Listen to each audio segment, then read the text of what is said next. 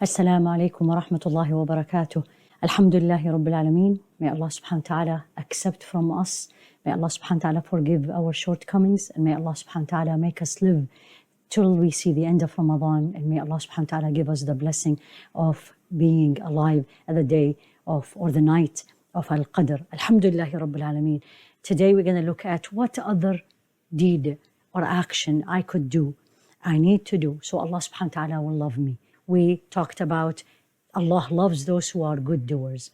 And we talked about that Allah subhanahu wa ta'ala loves those who constantly repent and return back to Him after they sin. Today we're going to look at a higher station that these two actions I did will lead me to that. And this is actually, Inna Allah yuhibbul muttaqeen. Allah verily loves those who have or who are always in a state of taqwa. What is taqwa? Constant state of taqwa. What is taqwa?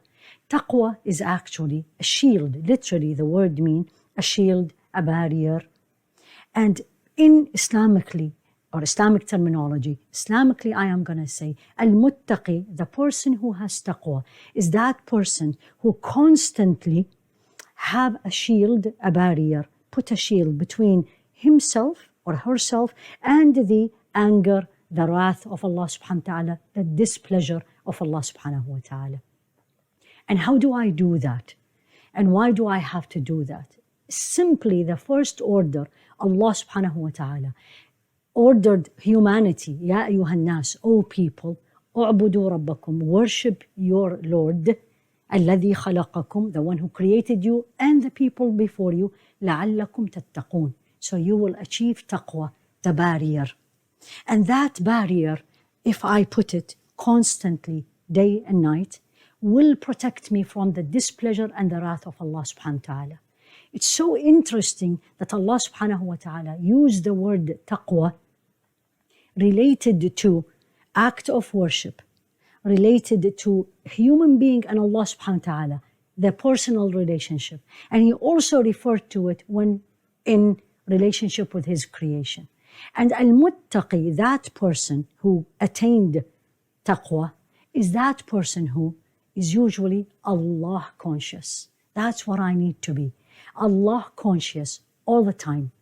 When I am alone, when I am with people, when I am with Allah subhanahu wa ta'ala fulfilling what He wanted from me, when I am with the creation of Allah other than human beings. At-taqwa. And Allah put that in the Quran. Whether I am in state of, let's say, in marriage, Allah put, or divorce, Allah put the word taqwa.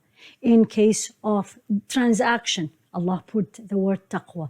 Put a shield between you and Allah and the wrath of Allah subhanahu wa ta'ala. How do I do that? By being Allah conscious all the time. Simply, if I applied the first two things we learned, day one and day two, I am a good doer, number one. And then every time I am not a good doer, or I didn't do the good deed to the best or to what Allah expects from me, and I return to Him by asking Allah for forgiveness and by not doing it again, I am actually a muttaqi, because I thought of Allah in every action I am doing. Is it pleasing to Allah or not pleasing? And if it is pleasing to Allah, did I do it to the best of my ability? And Allah subhanahu wa ta'ala also said it in the Quran and gave three criteria. Al-muttaqeen, those who have taqwa. Who are they? And applies especially for the month of Ramadan. الَّذِينَ يُنْفِقُونَ فِي السَّرَّاءِ وَالضَّرَّاءِ. Those who spend in time of prosperity and in time of adversity.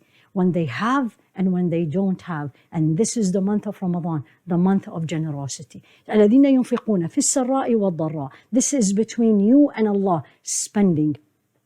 وَالْكَاظِمِينَ الْغَيْظَ. This is between me and me when I control my anger.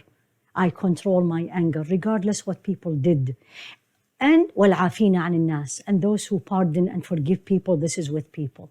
So taqwa applies to between me and Allah subhanahu wa ta'ala. When I am performing my salah, my prayer, my sawm, my fasting, my zakah, my giving my obligatory charity, any action that's between me and Allah, I always gonna try to be a muttaqi, Allah conscious. And then when I am alone, I am watching something, I'm looking at something, even I'm thinking, what I am dressing, I always ask the question, is this pleasing to Allah? And if it is pleasing to Allah, I am doing it. Then that thought of me thinking of Allah all the time, I am Allah conscious, I am a muttaqi. And the last thing I want to share with you is a statement to Al-Hasan al-Basri, who he said, anytime I was about to do something, whether external or internal, whether with me and Allah or myself alone or with people. And he said, and I never looked in with my eyes or heard something with my ears or walked with my legs, but I asked the question. That's the question we have to train ourselves. Is this pleasing to Allah or this is displeasing to Allah? If it is pleasing to Allah, I will go ahead and do it with no hesitation. And if it is displeasing to Allah, I will hold, I will stop, I will not do it. This is what I want, and you will try our best in Ramadan.